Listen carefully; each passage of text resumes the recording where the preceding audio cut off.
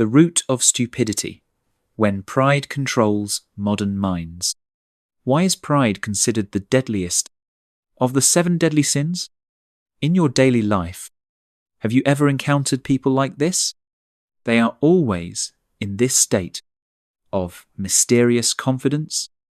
No matter what field it is, they can always butt in and give you directions, saying, you should do it this way, that should be done that way. But they clearly don't understand anything. Yeah, just like my mum. One day, she was scrolling through TikTok and learned how to download Premiere Pro.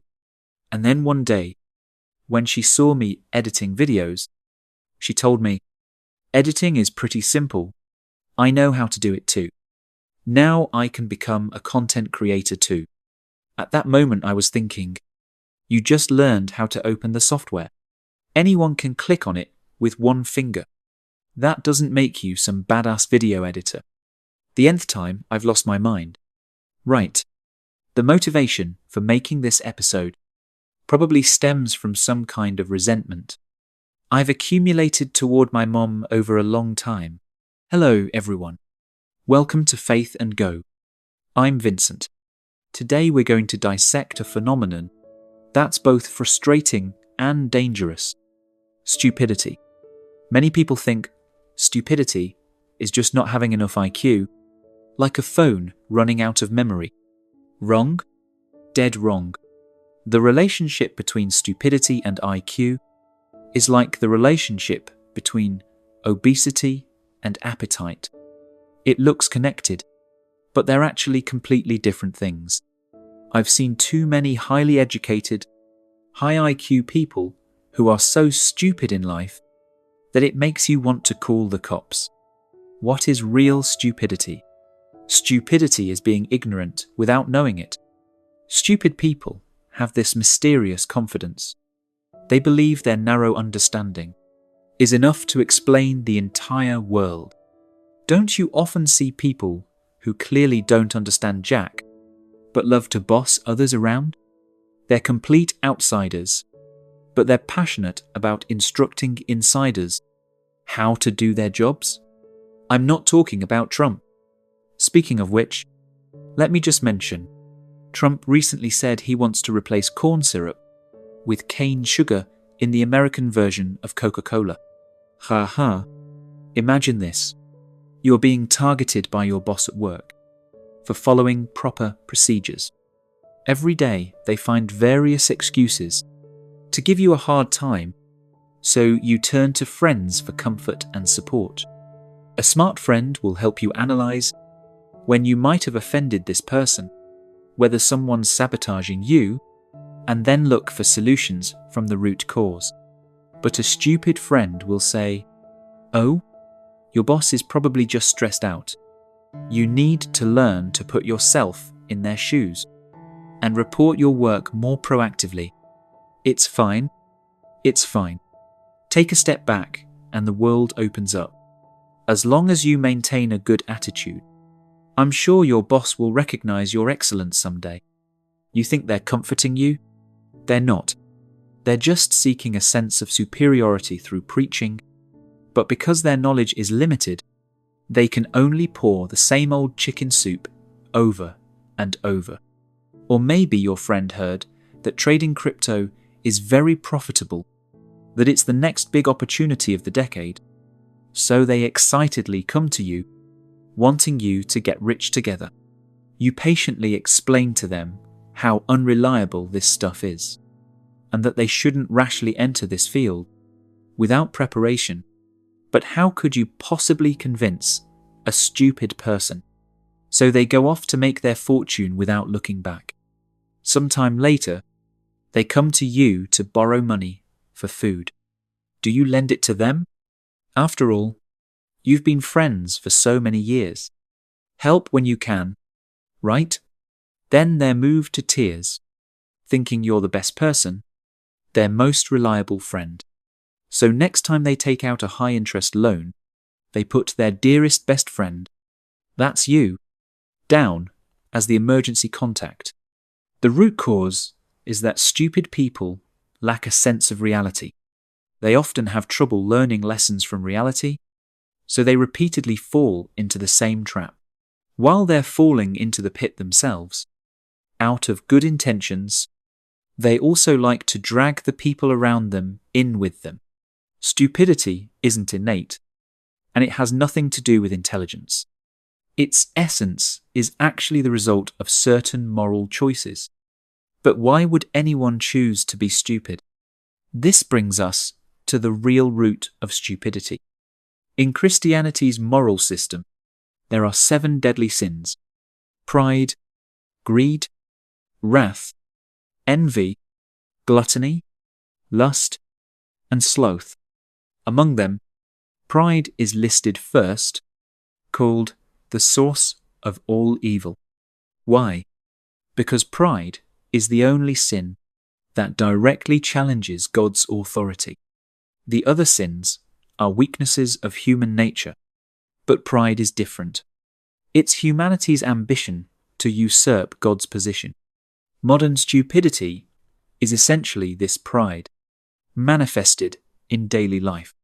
Stupid people build a temple in their hearts, enshrine themselves inside it, and demand that the whole world come worship their wisdom. Subconsciously, they think they should be the center of this world, that the entire universe should operate according to their understanding. The scariest thing about this pride is its self-reinforcing mechanism.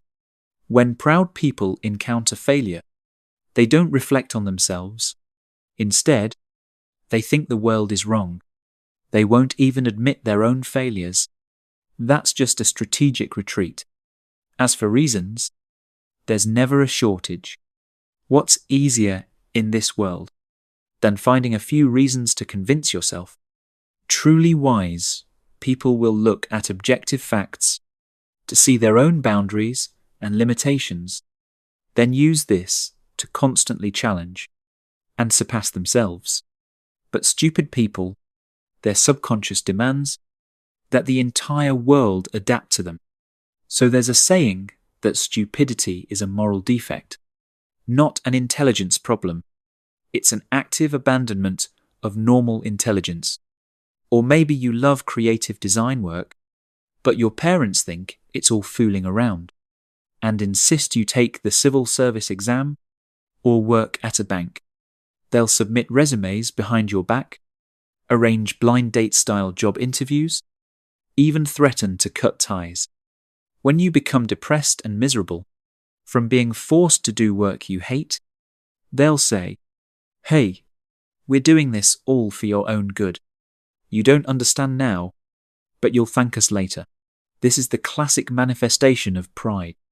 They think their judgment is more reliable than a doctor's diagnosis, that their love is more important than scientific facts. In their subconscious, objective facts don't matter. The world should operate according to their understanding. So, as long as their motives are good, it means they can be absolved of responsibility for the results. And modern society's pride has more sophisticated disguises. It no longer directly claims to be God's spokesperson, like in medieval times, but dresses up in various, seemingly reasonable outfits. First disguise: intellectual pride. These types of stupid people treat knowledge as a tool for showing off. They've read a few books, mastered some professional terminology, and think they have the ultimate authority to explain the world. The most typical are those people who always want to educate others. No matter what you say, they have to correct you, with an "I'm here to enlighten you" attitude. What these people love to do most is, no matter what you say, they must first deny you, then state their own opinion. Even if your views are exactly the same, they must first deny you before starting, otherwise they don't know how to speak. They use complex theories and profound terminology as weapons to attack those ignorant, ordinary people. Second disguise: moral pride. These types of stupid people see themselves as the embodiment of morality treating their own values as universal standards. Their favorite thing to say is, "I'm doing this for your own good." The pride hidden behind this phrase is shocking. They think they have the right, even the obligation, to save others, regardless of whether that person actually needs to be saved. They use the name "for your own good" to exercise the cruelest control. In American history, this moral pride has left deep scars, from forcibly civilizing Native Americans to various charitable colonial acts, all manifestations of this pride. Third disguise: experiential pride. These types of stupid people treat their personal experiences as universal truths. They'll say, "I've eaten more salt than you've eaten rice," as if age and experience automatically translate into wisdom. For example, a drug dealer who likes to shortchange customers initially got some small advantages, but once his reputation went bad, people stopped buying from him. When business got worse and worse, would he reflect that it was because he played petty tricks? So he got what he deserved? How could that be possible? For proud people, the pain of denying themselves would far exceed the pain of losing profits. He's more likely to think that the honest businessman next door must be secretly sabotaging him, like saying bad things about him to customers, because people naturally use themselves as templates to figure out others, which is normal. So from then on, he hates the neighbour, and even picks fights with them, probably thinking, "Since you dare to badmouth me behind my back, don't blame me for responding in kind." Bad people may be morally corrupt, but their behaviour is predictable. They follow the logic of maximising benefits. Their methods may be despicable, but at least they conform to some twisted rationality. You know they'll lie for money, betray for power, and hurt others for profit. This predictability allows us to guard against and deal with them. But proud stupidity is different. Their behaviour follows no logic whatsoever, often even going against their own interests. They're like real-life chaos theory. A butterfly, flapping its wings, might cause a storm thousands of miles away. You never know when they'll suddenly go crazy and do something incomprehensible. Even scarier is that these proud fools are often right beside us. They might be your family, friends, colleagues, or even your boss. You can't avoid them like you would avoid bad people. And because their behaviour is unpredictable, you can't prepare for their stupidity either. These proud fools always put their own feelings and judgments above everything else. Even if this behaviour brings serious consequences to themselves and others, they don't care, because in their world, their own feelings are more important than anything else. This is the ultimate manifestation of pride. Proud fools always ignore facts, disregard logic, and only see their own theory full of holes. When you try to persuade them, exhausting yourself talking until your mouth is dry, you'll find that you seem to be facing a Windows computer that's bugged out. No matter how many commands you input, it will always just pop up an error window. If individual proud stupidity is dangerous, then collective, proud stupidity is catastrophic. French social psychologist Gustave Le Bon revealed this phenomenon over 100 years ago. In the crowd, when individuals gather into groups, their intelligence and moral levels drop sharply. Individuals give up rational thinking, even moral concepts, to join the mob, in order to gain the security of being in a collective. And this collective is not only anti-intellectual, but also strongly exclusive. This so-called sense of security is often built on the isolation, hostility, and persecution of others. In American history, we can see countless such examples. The Salem witch trials of the 17th century, a group of self-proclaimed devout Puritans, out of religious pride, sent innocent women to the gallows. The McCarthyism of the 20th century. Senator Joseph McCarthy and his supporters believed they were the true defenders of American values, with the right to eliminate all un-American activities. They used patriotism as a name to practice pride, labeling any dissenting opinion as a communist threat. Modern society's collective pride has new forms of expression. Social media's echo chamber effect makes it easier for people to fall into collective self-deception. A group of proud fools gather together, mutually confirming each other's prejudices, forming an unbreakable fortress of stupidity. They not only refuse rational voices from the outside, but also actively attack anyone who questions them, and those who give up thinking and morality to hurt others for this so-called sense of security are not only stupid, but also particularly cowardly and bad. So, in this world full of proud stupidity, how should we protect ourselves? First, we need to learn to identify the early symptoms of proud stupidity. These people have several obvious characteristics. They never admit mistakes, always complain about others, like to use motives to excuse results, habitually deny others, and always emphasize how different they are. When you find people around you with these characteristics, you should be on guard. Second, we need to learn to protect our psychological boundaries. Don't try to convince proud fools. It's as futile as trying to reason with a bugged computer. You'll only waste time and energy, eventually exhausting yourself. The right approach is to maintain polite distance and not let their stupidity affect your judgment. Most importantly, we need to maintain an attitude of learning and growth. The root of pride is being self-righteous, and the antidote to being self-righteous is humility. Admitting your own ignorance and accepting your limitations isn't weakness. It's wisdom. As Socrates said, "I know that I know nothing."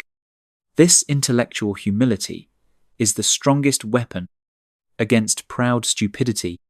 Remember, everyone has moments of being stupid. That's normal. But the difference between normal people and proud fools is this.